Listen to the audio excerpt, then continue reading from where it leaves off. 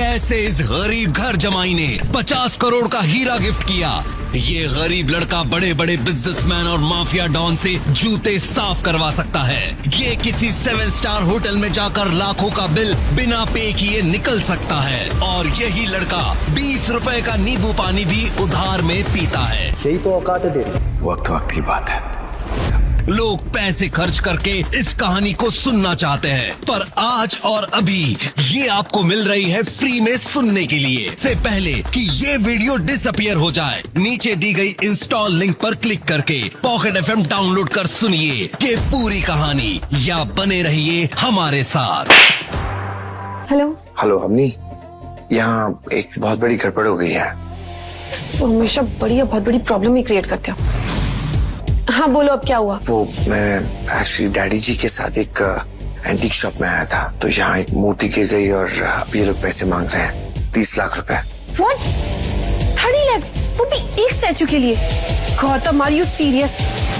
तुम घर पर पड़े रहते हो पूरे दिन, मुफ्त की रोटियां तोड़ते हो, उससे भी तुम्हारा पेट नहीं भरता कि तुम अब नई नई प्रॉब्लम्स क्रिएट कर रहे हो मेरे लिए। तुम बताओ कहाँ से लेकर आऊंगी मैं 30 lakhs इतने शॉर्ट नोटिस पर? इस बार मैं तुम्हारी कोई मदद नहीं करूंगी। ये प्रॉब्लम तुमने खुद क्रिएट किया, अब इसे सॉल्व भी तुम खुद करो। लेकिन अम्मी, आज गौतम और अवनी की शादी को 3 साल हो चुके थे, लेकिन गौतम आज भी अवनी के घर एक घर जमाई बनकर ही रहता था, जहां उसकी हैसियत एक नौकर जितनी ही थी। वो नौकरों की तरह कभी सांस की साड़ी आयरन करता, तो कभी अवनी की गाड़ी साफ करता। घर की रसोई से लेकर घर की सफाई तक का सारा बोझ उसी के सर पर था। वहीं अवनी कभी कभी अपने पति की ये हालत देखकर बहुत झल्ला जाती थी, क्योंकि घर का पूरा फाइनेंशियल बोझ सिर्फ उसी के सर पर था।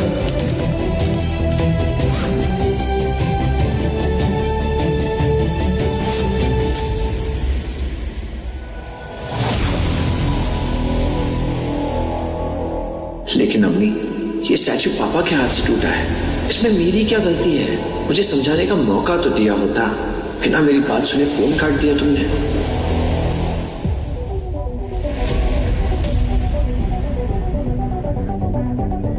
क्या हुआ mister?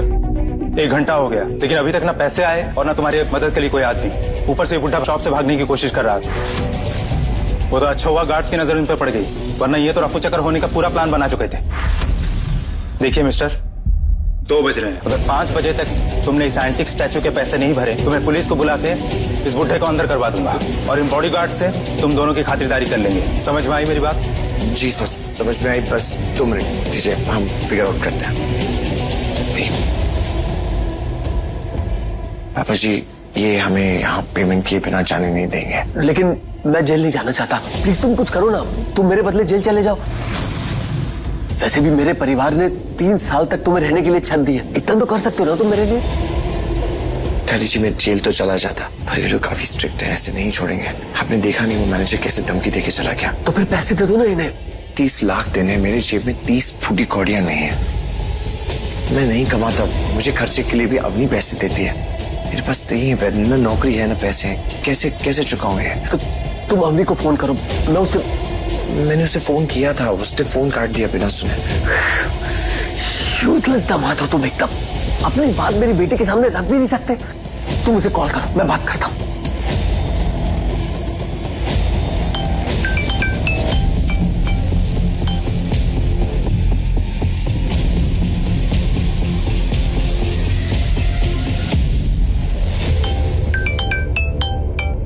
Gautam, are you mad? मैंने कहा ना मुझे काम के टाइम डिस्टर्ब मत किया करो। अब दोबारा कॉल किया ना तो। बेटा, मैं डैडी बोल रहा हूँ। डैड? हाँ बेटा, मुझे तुम्हारी मदद की जरूरत है। हाँ, मुझसे एक स्टैचू टूट गया और ये लोग पैसे मांग रहे हैं, नहीं दिया तो मुझे जेल भेज देंगे, ऐसा बोल रहे हैं लोग। पर डैड, आपको क्यों? ये गलती तो गौतम की है ना, तो आपको जेल क्यों? बेटा, वो दरअसल मुझसे ही टूट गया था। स्टैचू देखते हुए मैं उसकी पिक्चर्स ले रहा था, मेरा हाथ लग गया और स्टैचू नीचे गिरा और टूट गया। डैड, आप ऑलरेडी जानते हैं कि गौतम ने घर पे कितनी प्रॉब्लम्स क्रिएट कर रखी हैं, और आप भी मेरी लाइफ में नई नई प्रॉब्लम्स लेकर आ रहे हैं। लेकिन बेटा, अच्छा ठीक है, अब बताइए आप कहाँ पर हैं? मैं मॉम को लेकर आती हूँ। बेटा, एंटीक शॉप पर है, Madhav Nagar. Okay, wait there, मैं अभी आ रही हूँ। अवनी के सामने बहुत बड़ी मुसीबत खड़ी थी, जिससे निकलना उसके लिए आसान नहीं था। दरअसल अवनी के पिता अनिल सिंह जोधपुर के अमीर परिवारों में से एक थे, लेकिन अनिल की मां गायत्री देवी हमेशा से ही गौतम और अवनी की शादी के खिलाफ थी। 3 साल पहले अवनी के दादाजी हिम्मत अग्रवाल गौतम से पुष्कर में टकराए थे और गौतम को पहचानते ही उन्होंने अपनी फेवरेट पोती अवनी के लिए उसे पसंद कर लिया।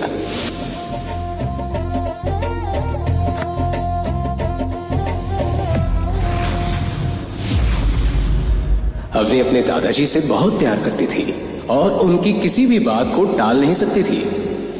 पर शादी के कुछ वक्त बाद ही हिम्मत अग्रवाल दुनिया को अलविदा कह गए, इस राज के साथ कि उन्होंने गौतम को अवनी के लिए क्यों चुना। कैसे पहचानते थे वो गौतम को। फिर उनके जाने के बाद परिवार की बागडोर उनकी पत्नी और अवनी की दादी गायत्री देवी ने अपने हाथों में ले ली। गायत्री देवी अपने परिवार के रुतबे और नाम का बहुत ध्यान रखती थी और साथ ही अपने परिवार में गौतम नाम का धब्बा बर्दाश्त नहीं कर पा रही थी। इसलिए उन्होंने हिम्मत जी के जाने के बाद अनिल और उसके परिवार को अग्रवाल मैंशन से अलग कर दिया था। अवनी आज भी ये सदमा भूल नहीं पाई थी। अब दिन रात उसके दिमाग में सिर्फ एक ही बात चलती रहती थी कि अपने परिवार की हालत कैसे सुधारी जाए। आज एक बार फिर उसके सामने मुसीबत खड़ी थी। वो अगले ही पल अपनी मॉम गीता के साथ माधव नगर जाने के लिए गई।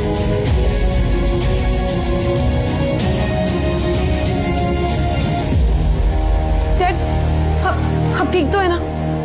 ये सब हुआ कैसे? अब दोनों इतनी महंगी दुकान में घर क्या रहे थे? वो एक्चुअली हम लोग यहाँ से गुजर रहे थे तो डैडी जी को यहाँ पे ये सब देखने का मन किया, इसलिए हम अंदर आ गए। और फिर एज यूजुअल तुम ये काम भी ढंग से नहीं कर पाए। और अगर इनका स्टैचू देखने का इतना मन था ना तो तुम संभाल लेते ना। लेकिन मम्मी जी मैं इसमें क्या कर सकता था? मैंने तो डैडी जी को बोला और उन्होंने कहा और तुमने मान ली। तुम कब से इतने आज्ञाकारी बन गए? मॉम, ये सारी बातें तो हम बाद में भी कर सकते हैं ना। अभी के लिए जो इम्पोर्टेंट है हमें उसके बारे में सोचना चाहिए। ये 30 लाख रुपए आएंगे कहाँ से? इसी बात पर गुस्सा आ रहा है तो ससुर जी हमारे लिए प्रॉपर्टी कुछ भी नहीं छोड़ गए और ये पनौती हमारे नसीब में बांध गए। मॉम, क्या मॉम? तो इस स्टैचू के लिए मैं अपना घर और अपनी कार बेच दूं और सड़क पे आ जाऊं? और वैसे भी इसे बेचने से भी इतने पैसे नहीं आने। मैं दादी सर से मदद मांग कर देखूं, उनके जितने भी पैसे होंगे ना मैं धीरे धीरे कर लौटा दूंगी। पर अवनी, दादी सर तुम्हारी मदद नहीं करेगी और तुम्हें पता है इसकी वजह क्या है। पर मॉम, एक बार बात करने में हर्ज ही क्या है? मैं कॉल करती हूँ। हाँ दादी सर, मैं अरे तुम्हारा नंबर मेरे पास है, बोलो क्या काम है? गीता देवी बड़े ध्यान से उसकी बात सुन रही थी।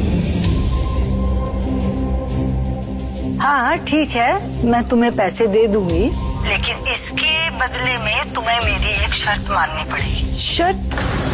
कैसी शर्त? हमारी फैमिली जल्द ही जोधपुर के सबसे बड़ी कंपनी चैरियट ग्रुप के साथ मिलकर काम करने जा रही है।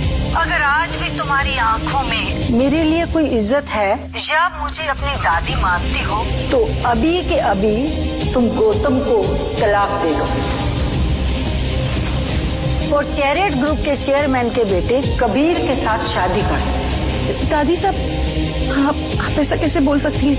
मुझे इससे कोई मतलब नहीं है। अगर तुम्हें मेरी शर्त मंजूर है तो मैं तुम्हारी मदद कर दूंगी। दादी साहब, मेरे पापा आपके बेटे हैं, वो अपने बेटे के साथ ऐसा कैसे कर सकती हैं? और आज अनिल जिस प्रॉब्लम में है ना, उसकी वजह सिर्फ तुम हो और इसीलिए अगर तुम्हें मेरी शर्त मंजूर है तो मैं तुम्हें पैसे देने के लिए तैयार हूँ। दादी साहब, मेरी बात।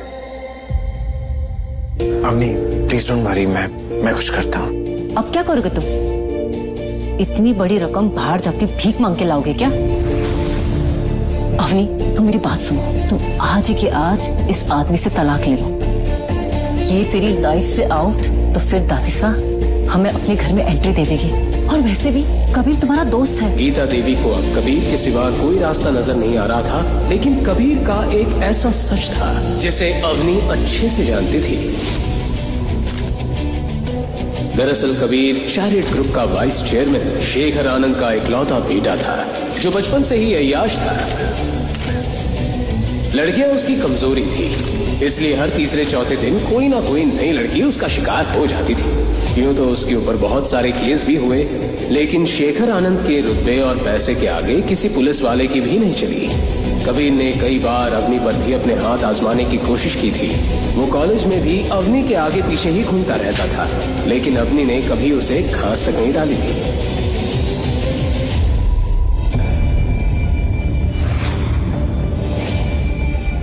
शोरूम के बाहर जाते ही उसने मोबाइल में एक नंबर डायल कर लिया। जैसे जैसे उसे फोन की रिंग सुनाई दे रही थी, वैसे वैसे उसकी धड़कनें तेज होती जा रही थी। खड़ी खम्मा मुंशी जी, कैसे हैं आप? गौतम इस वक्त जिस शख्स से बात कर रहा था वो और कोई नहीं, उसके पापा रघुवेंद्र सिंह राठौड़ के मुंशी कमल स्वरूप थे, जो रंजौड़ की रॉयल फैमिली से बिलोंग करते हैं। गौतम रघुवेंद्र का सबसे छोटा बेटा था, जो असल में रंजौड़ के राजकुमार थे। गौतम अपने पैलेस सुमेर भवन में ही बड़ा हुआ था। ये कहना गलत नहीं होगा कि वो सोने की चम्मच लेकर पैदा हुआ था, लेकिन जैसे जैसे गौतम बड़ा होता गया, उसके दिल में बाहर की दुनिया को जानने पहचानने की दिलचस्पी बढ़ती चली गई। वो हमेशा से अपनी शाही जिंदगी से तंग रहता था, और फिर एक दिन रघुवेंद्र ने उसकी शादी अपने खास दोस्त की बेटी दीपशिका के साथ तय कर दी।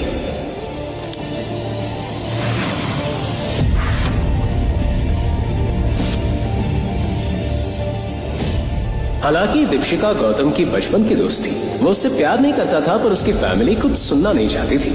इसलिए जिस दिन शादी तय हुई, गौतम सजे हुए मंडप को सूना छोड़कर भाग निकला।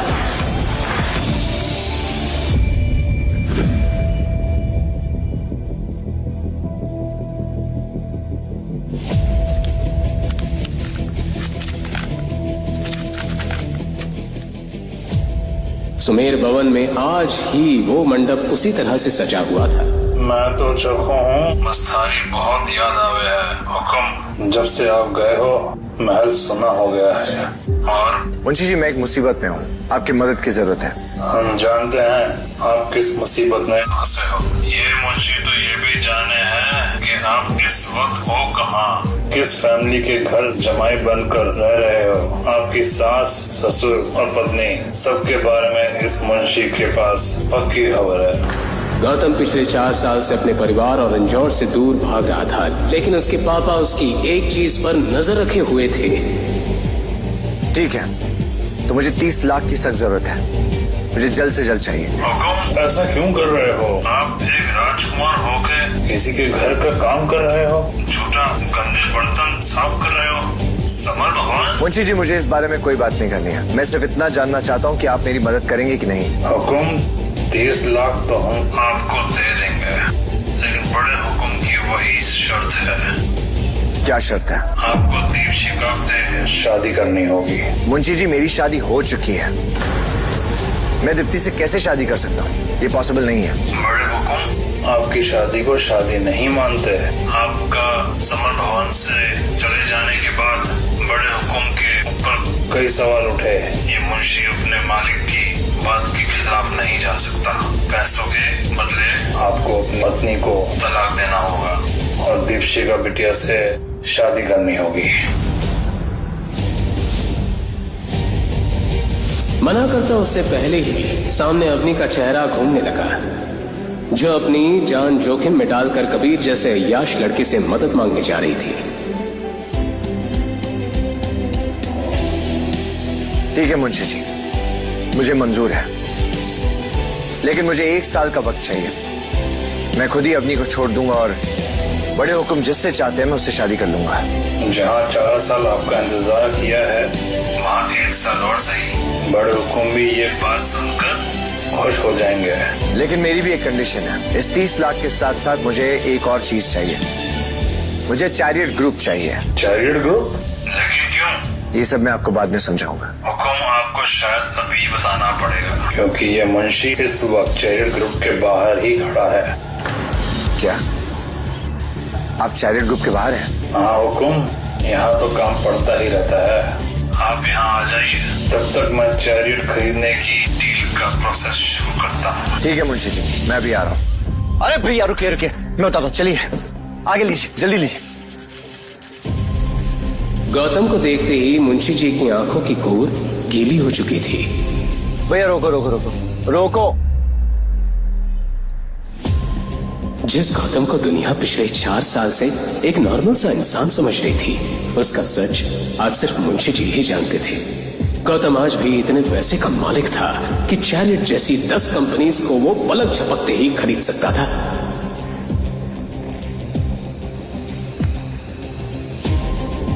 मुंशी जी, कंपनी खरीदने की फॉर्मेलिटीज हो गई? आपके फोन आते ही मैंने सारी फॉर्मेलिटीज पूरी कर दी, बस आपके साइन करने की देरी है।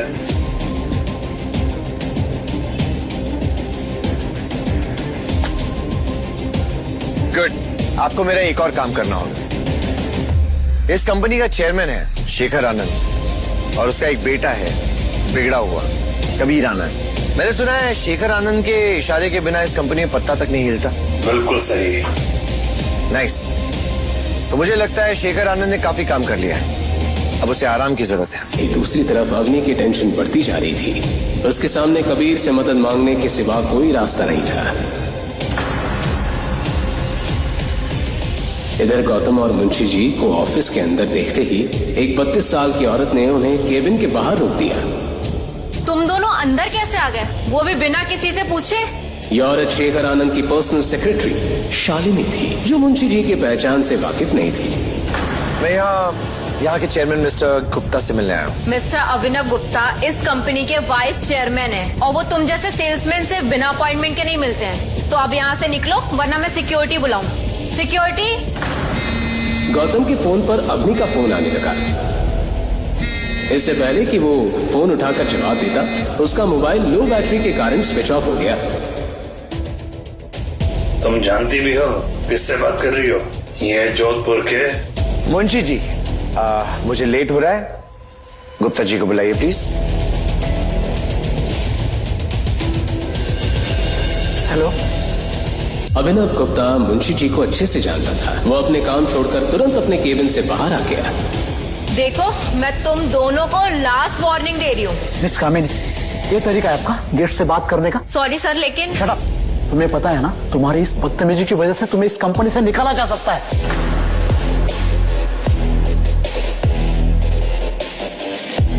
ऑफिस में शालिनी की इस तरह से बेइज्जती पहली बार हुई थी। उसने शेखर आनंद को फोन पर ये सारी बात बता दी। वहीं दूसरी तरफ गौतम मुंशी जी के साथ ऑफिस की फॉर्मेलिटी पूरी करने में लगा हुआ था। तभी उसकी नजर घड़ी पर चली गई। 4 बज चुके थे। अब उसके पास सिर्फ 2 घंटे रह गए थे। वो जैसे ही डॉक्यूमेंट साइन कर ऑफिस से बाहर जाने लगा, उसे बाहर एक आदमी दिखाई दिया जिसकी आंखों में गुस्सा भरा था। ये सब यहाँ क्या हो रहा है? और अभिनव, तुम्हारी इतनी हिम्मत कि तुम अपने आप को चेयरमैन कराने लगे और शालिनी को फायर कर दिया। कमीने, तेरी हिम्मत कैसे हुई? बोल। मैंने मिस्टर अभिनव को ये पावर दी है और आज से वही इस कंपनी के चेयरमैन है। अच्छा, और क्या मैं पूछ सकता हूँ कि आप कौन हो और इस कंपनी के अंदर जबरदस्ती कैसे घुसाए? मुंशी कमल स्वरूप। ये नाम सुनते ही शेखर आनंद के पैरों तले जमीन खिसक गई।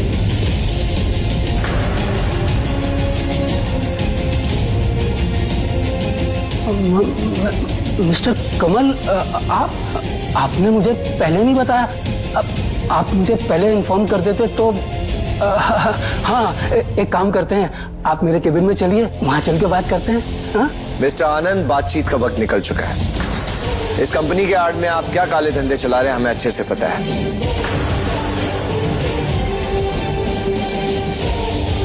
ये लीजिए।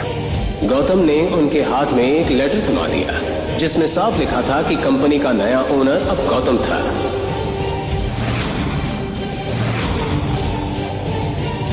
मुंशी जी, मिस्टर गुप्ता आपसे बात करनी है, आइए।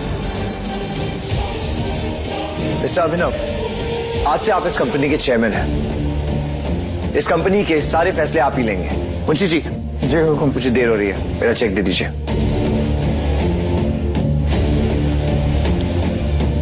Thank you. मुंशी जी के फोन पर बाहर खड़े बॉडीगार्ड का कॉल आ गया। हुकुम। अवनी अभी अभी कबीर आनंद के कमरे में गई है।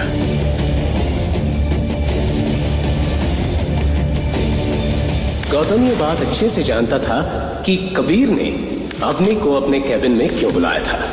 उसके कैबिन में एक ऐसा ड्रग रहता था जिसे वो हर लड़की को उस पर इस्तेमाल करके उनका फायदा उठाता था।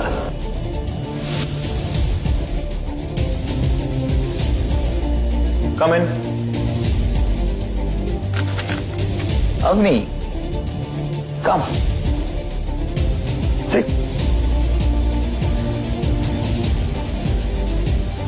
सो कैसे आना हो? अवनी ने कबीर के केबिन में आते ही उसे सारी बात बता दी।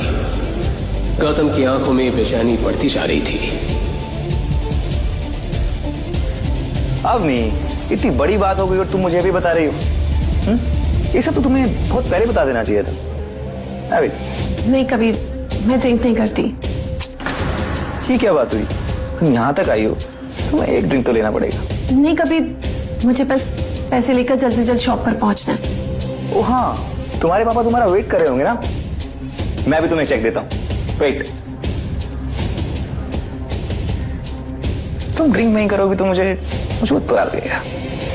थैंक्स कबीर, पर मैं ड्रिंक नहीं कर सकती। हाँ, मैं तुम्हारे पैसे जितना जल्दी हो सके ना वापस कर दूंगी। मुझे पैसों की परवाह नहीं। कबीर धीरे धीरे अवनी के करीब आने लगा। उसकी आंखों में उसकी मंशा साफ दिखाई दे रही थी। क्यों ना अवनी, तुम्हारे पापा को आज जेल जाने से कोई नहीं रोक सकता, except me. Come on Avni, just one drink. Drink लो, चेक लो और जाओ। इतना क्या सोचना?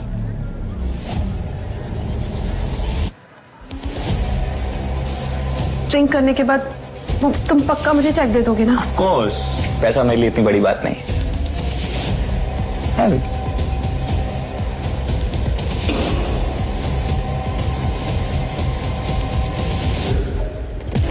कौन है बेतू? अंदर कैसे आया? गौतम, गौतम, तुम यहाँ क्या कर रहे हो? मैं अगर यहाँ नहीं पहुंचता तो ये तुम्हारे साथ न जाने क्या कर रहा होता। गौतम! तो टके एक घर जमाई, आज की आज तेरी चमड़ी नहीं उधेड़ी ना तो मेरा नाम भी कबीर आनंद नहीं। गौतम! हेलो इंस्पेक्टर शिवा, मैं कबीर आनंद बोल रहा हूँ। अभी कभी जेरेट आई है, किसी की चमड़ी उधेड़नी है। और अवनी, ये चेक तो तुम भूल ही जाओ। आज ये जेल जाकर रहेगा। कबीर, कबीर, मैं गौतम की तरफ से तुमसे माफी मांगती हूँ, प्लीज। नहीं अवनी, आज इसे जेल जाने से कोई नहीं रोक सकता। डैड, इस कुत्ते ने आपके बेटे को थप्पड़ मारने की कोशिश की है। अपने पापा को इस हालत में देखकर कबीर की आंखें फटी की फटी रह गई। मिस्टर कबीर आनंद, मैं तुम्हें और तुम्हारे बाप को लोगों को लूटने और उनके साथ फ्रॉड करने और बहुत सी लड़कियों की जिंदगी बर्बाद करने के जुर्म में गिरफ्तार करता हूँ। तुम ऐसे नहीं कर सकते। मुझे अभी कभी कमिश्नर से बात करनी है। ड्रिंक में ड्रग की बात सुनकर अवनी के पैरों तले जमीन हिल गई थी।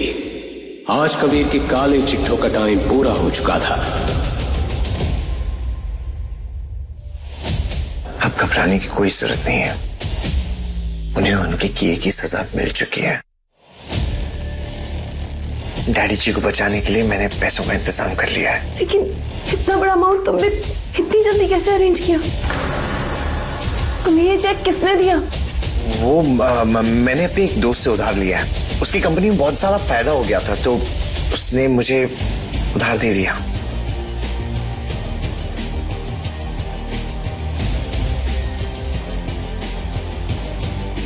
अवनी हैरानी से उस चेक को देख रही थी।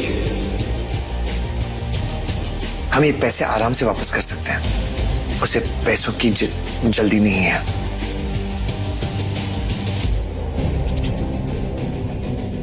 अवनी, 40 मिनट बचे हैं, हमें शोरूम चलना होगा। तुम लोग हमारा वेट कर रहे होंगे।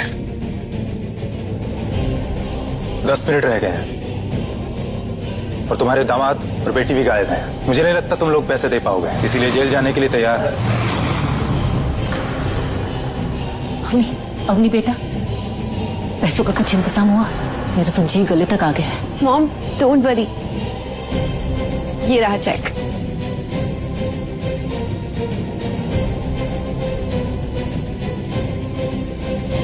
देखा, मैंने कहा था ना, कबीर हमारी मदद जरूर करेगा। बहुत ही अच्छा बच्चा है वो, पूरा सोने का खरा है। ये तुम्हारे गौतम जैसा नहीं। देखो गौतम, दिखाई दे रहा है ये चेक? ये तुम्हारे औकात से बाहर की बात है।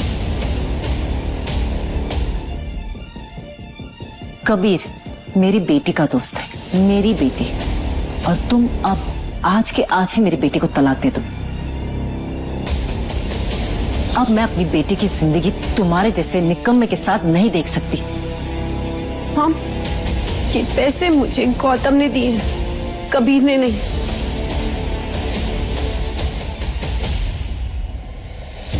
अच्छा, इसका ऐसा कौन सा दोस्त आ गया जिसने इस भिखारी को इतने सारे पैसे दे दिए? चल कॉल लगाओ, अभी के अभी अपने दोस्त को कॉल लगाओ। दरअसल मेरा दोस्त ट्रैवल कर रहा है, उसके असिस्टेंट ने मुझे चेक दिया है। आप लोग ये अपना फैमिली ड्रामा घर जाके कर लेना, मुझे चेक दे दीजिए। हाँ,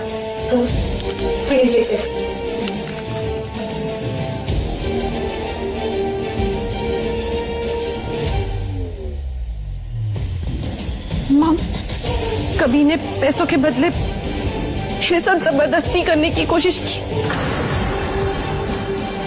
और अगर गौतम सही वक्त पर नहीं आते ना, तो वो अपने प्लान में कामयाब भी हो जाता। बेटा, तुम्हें तो कुछ नहीं हुआ ना बेटा? No dad, I am fine now. तो यही सबसे बड़ी सोचने वाली बात है कि गौतम ये पैसे लाया कहां से?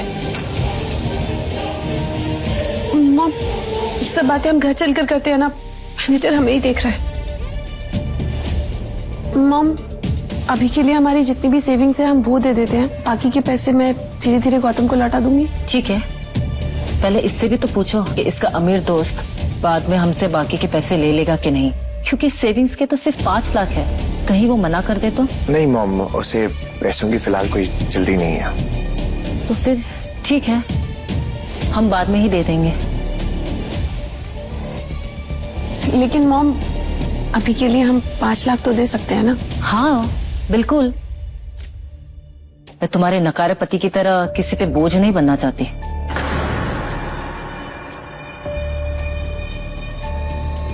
अच्छा गौतम, जब तुम पैसे रिटर्न करोगे ना अपने फ्रेंड को, तो मेरी तरफ से थैंक यू बोलना, उन्होंने हमारी बहुत बड़ी हेल्प की है।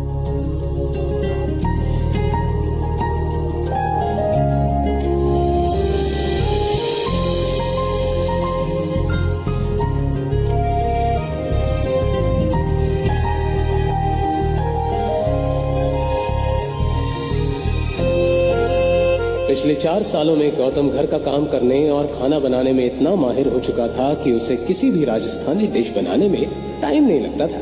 कुछ देर में सभी खाना खाकर अपने रूम में चले गए।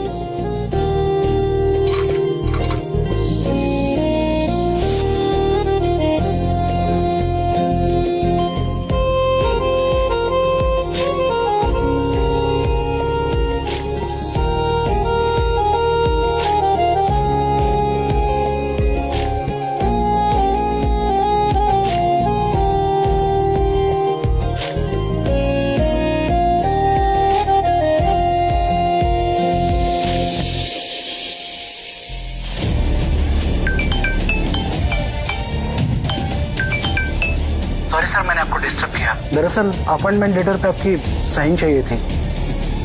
कल कब फ्री है सर आप? मैं कल सुबह ऑफिस आ जाऊंगा। Okay sir.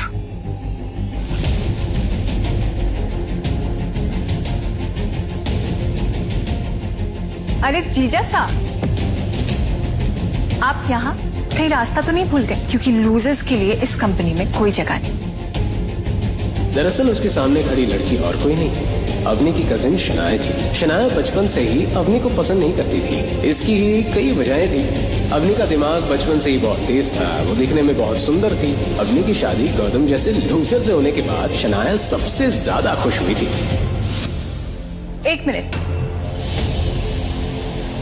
आज शनाया की शादी शहर के सबसे अमीर आदमी रघुवीर पंडित के इकलौते बेटे सिद्धार्थ पंडित से होने वाली थी। रघुवीर पंडित भी चैरियट के साथ मिलकर काम करता था। चैरियट की ही बदौलत उसका जोधपुर में बहुत दबदबा था, और इसी दबदबे और नाम को देखकर अवनी की दादी गायत्री देवी ने अपनी पोती की शादी सिद्धार्थ पंडित के साथ तय कर दी। गौतम हमेशा की तरह आज भी शनाया के ताने सुनकर खामोश खड़ा रहा। खैर छोड़ो, तुम क्या ही कहो। तुम्हारे जैसे आदमी की हमारे सामने खड़े होने की औकात भी नहीं है। वेल, हम यहाँ शेखर अंकल को अपनी शादी की इनविटेशन कार्ड देने आए थे। अगर तुम चाहो तो तुम भी शादी में आ सकते हो। तुम्हारे लिए वेटर का काम रिजर्व करके रख दूंगी। आपकी शादी में मुझे वेटर बनने का कोई शौक नहीं है।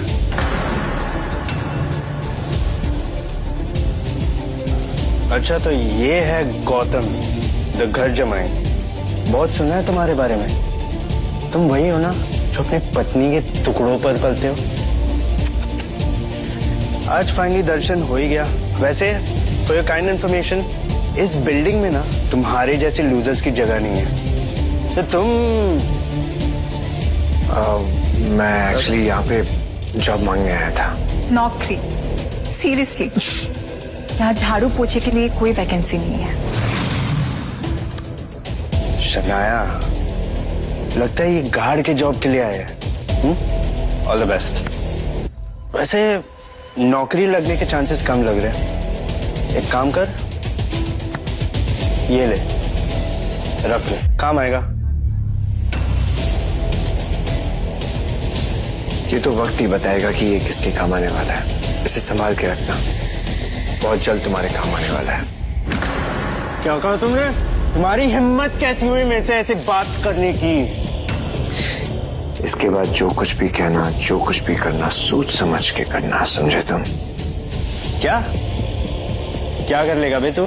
बोल, क्या करेगा? बेबी छोड़ो ना, किस लोफर के मुंह लग रहे हो तुम। हम जिस काम के लिए आए थे वो काम पूरा कर लेते हैं। वैसे भी इस आदमी के पास कोई काम धंधा तो है नहीं।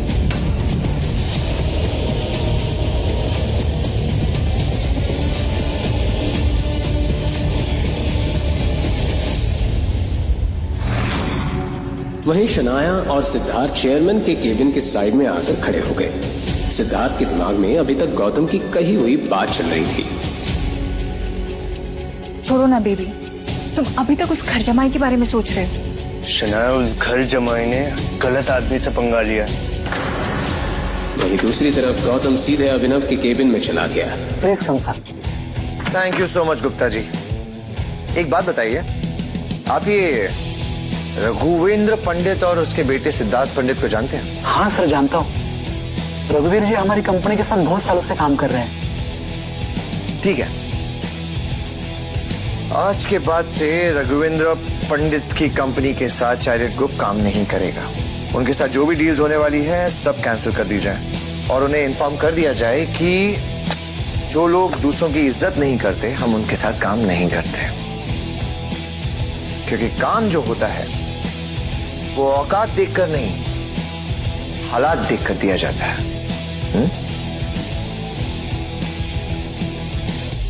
क्या सिद्धार्थ गौतम को चेयरमैन के साथ बात करते देखेगा? क्या अवनी गौतम के लाए हुए पैसों का सच जान पाएगी? क्या होंगे इन सारे सवालों के जवाब? जानने के लिए सुनते रहिए रॉयल वॉरिस सिर्फ पॉकेट एफएम पर।